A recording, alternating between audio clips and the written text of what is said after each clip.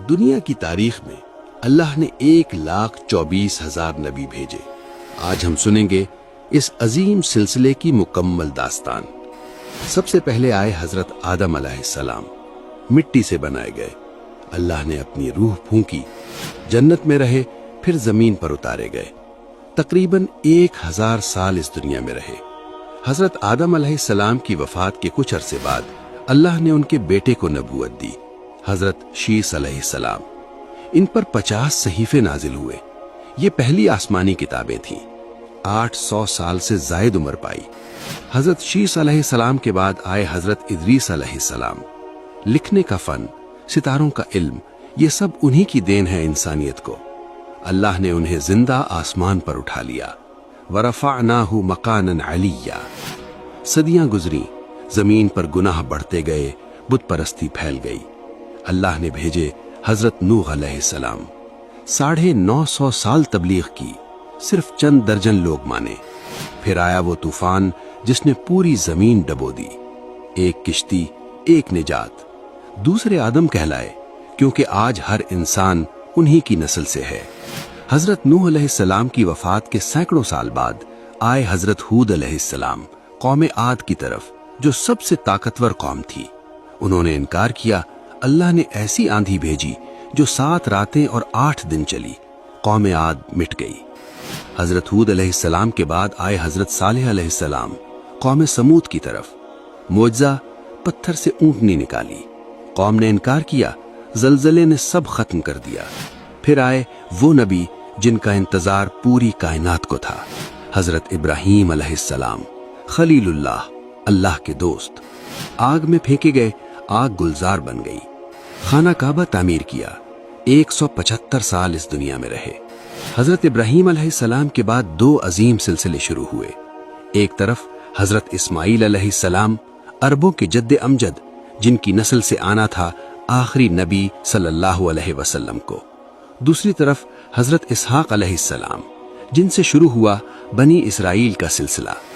حضرت اسحاق علیہ السلام کے بعد آئے حضرت یعقوب علیہ السلام، جنہیں اسرائیل کہا گیا۔ 147 سال عمر پائی۔ حضرت یعقوب علیہ السلام کی وفات کے بعد دنیا نے دیکھی سب سے حسین کہانی، احسن القصص، حضرت یوسف علیہ السلام۔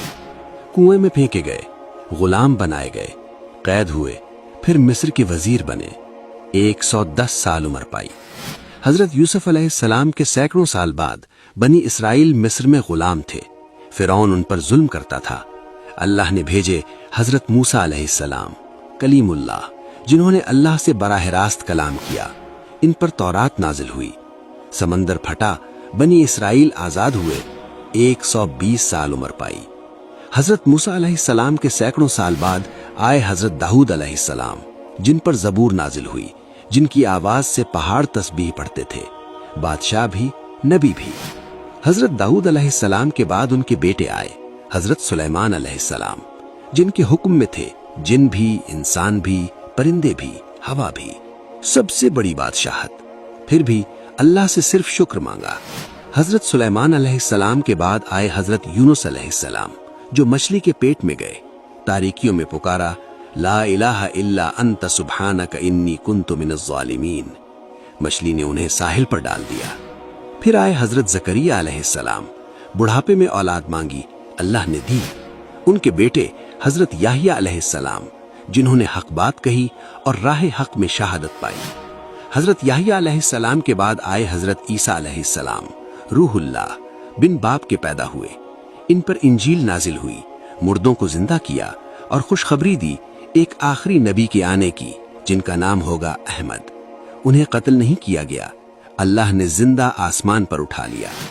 اور پھر حضرت عیسیٰ علیہ السلام کے 600 سال بعد وہ وقت آیا جس کا وعدہ آدم علیہ السلام کے وقت سے تھا۔